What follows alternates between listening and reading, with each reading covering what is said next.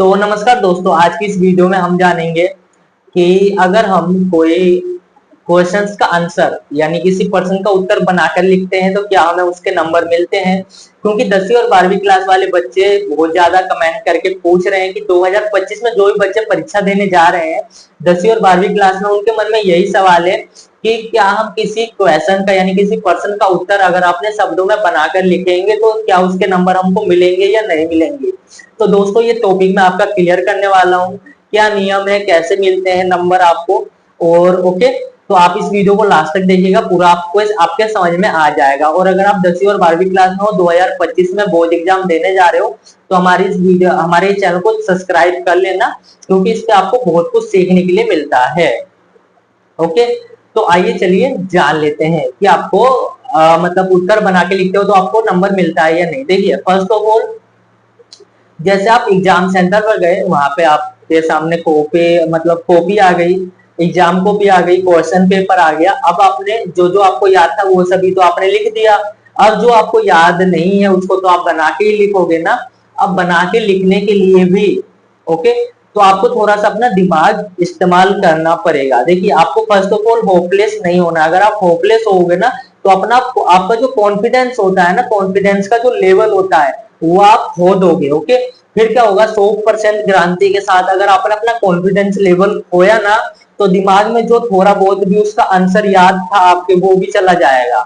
Okay, तो आपको अपना कॉन्फिडेंस लेवल नहीं खोना है। ओके, अब बात करते हैं आपको बनाना कैसे। ओके, तो देखिए मैं आपको एक चीज क्लियर कर दूं, अगर आप किसी क्वेश्चंस का यानी किसी प्रश्न का उत्तर बना के लिखते हैं अपने शब्दों में तो उसके नंबर आपको दिए जाते हैं, पर एक नियम है। ओके, क्या नियम है, आइए चलिए जान लेते हैं।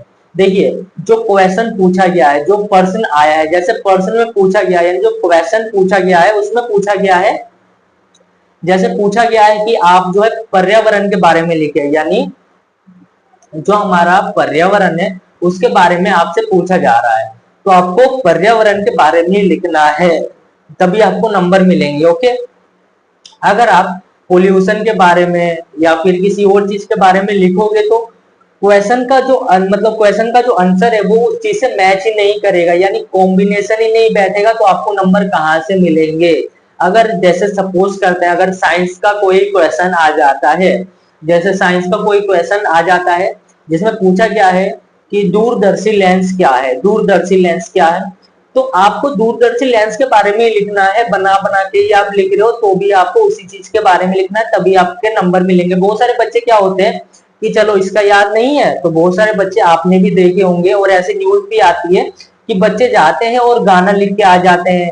ओके, क्वेश्चन के आंसर की जगह गाना लिख देते हैं, वो सोचते हैं कि टीचर तो आंख बंद करके चेक कर रहे होंगे, राइट राइट लगा के नंबर दे देंगे। पर दोस्तों ऐसा नहीं है, क्योंकि बोर्ड परीक्षा 2025 में ओके इस बार बहुत ज्यादा सख्ती हो गई है, और 2024-23 में भी सख्ती थी, वो भी बहुत बारीकी से चेक हुए थे। तो आपको ये लापरवाही नहीं करनी। अगर आप क्वेश्चन का आंसर बनाकर भी लिख रहे हो ना तो आपको अपने शब्दों में और उस क्वेश्चन से रिलेटेड आंसर बना के लिखना, तभी आपका कुछ हो सकता है, तभी आपके नंबर अचीव हो सकते हैं। ओके, और बाय द वे आप कहां से हो हमें कमेंट करके बताना, ताकि हम वहां के बारे में बोर्ड एग्जाम की तैयारी आपको करा सके। So thanks for watching this video.